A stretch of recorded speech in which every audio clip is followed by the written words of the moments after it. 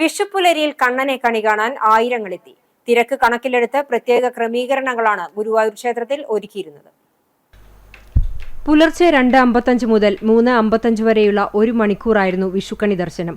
നാഴികമണി 2 അടിച്ചതോടെ മേൽശാന്തി ടി.എം. നാരായണൻ നമ്പൂതിരി കുളിച്ച് ഈറനണിഞ്ഞെത്തി ആദ്യം ഗുരുവായൂരപ്പനെ കണി കണ്ടു.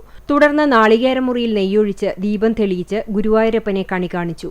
ഗുരുവായൂരപ്പന്റെ തങ്കത്തിടമ്പ് ആലവട്ടവും വെഞ്ചാമരവും കൊണ്ട് അലങ്കരിച്ച് സ്വർണ്ണ സിംഹാസനത്തിൽ വെച്ചിരുന്നു. ഇതിന് താഴെയായാണ് ശാന്തിയേറ്റ കീഴ്ശാന്തിമാർ ചേർന്ന് ഓട്ടുരുളിയിൽ കണിക്കോപ്പ് ഒരുക്കിയിരുന്നത്.